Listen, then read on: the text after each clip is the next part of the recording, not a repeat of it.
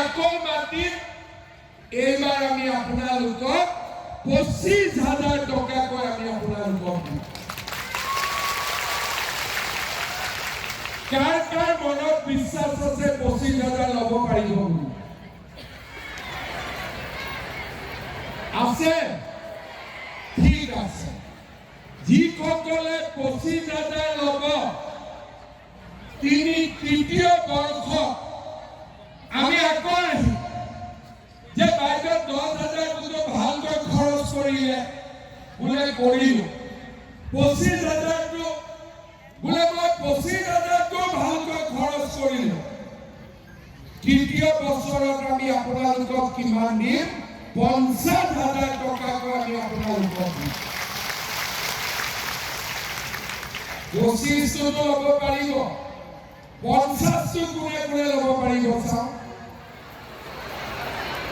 এনে হাত লাগিছে নেকি?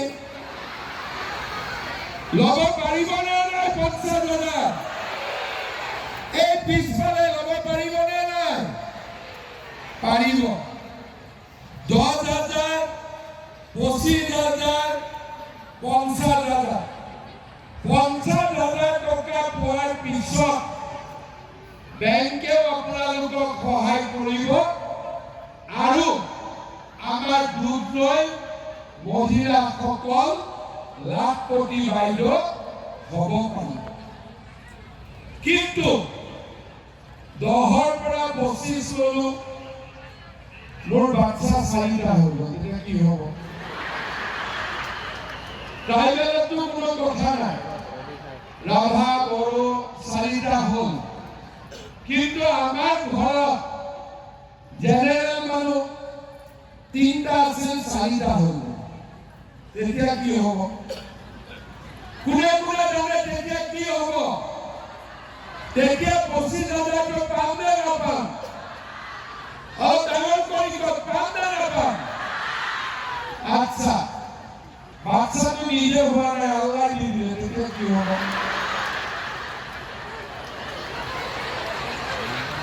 এতিয়া মই যাকে সুধো যে মা তোৰ 5টা বাচ্চা কেনেকে হ'ল? আজিকালি দিনত 5টা বাচ্চা পঢ়োৱা শুনোৱা কিমান কষ্ট। বোলে মামা মোৰ হোৱা নাছিল, আল্লাহ দি দিলে। এতিয়া আল্লাহ বাচ্চা দিব পাৰে নেকি? বাচ্চা কোনে দিয়ে? গিৰিয়েক ঘৈণীয়েকে আলোচনা কৰি ঘৰৰ বাচ্চা জন্ম হয়। আকৌ বৰ্তমানটো কাৰ হৈ গ'ল? আল্লাহৰ হৈ গ'ল, হয়নে?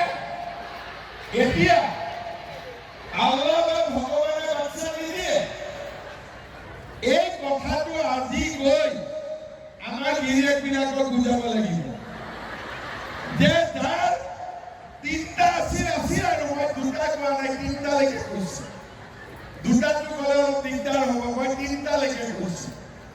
আৰু আমাৰ যিসকল ট্ৰাইবেল মহিলা আছে 4টা, কিন্তু তাতকৈও যদি আগবাঢ়ে তেতিয়া ল'ৰা ছোৱালীৰ পঢ়াৰ চেষ্টা কৰিব লাগিব।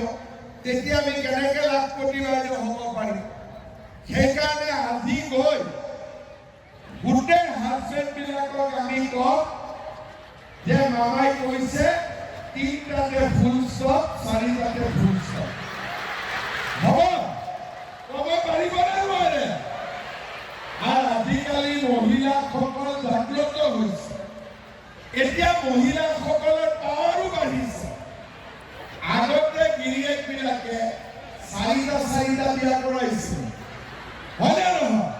তালাক নিদিয়াকৈ 4টা বিয়া কৰাব পাৰিছিল।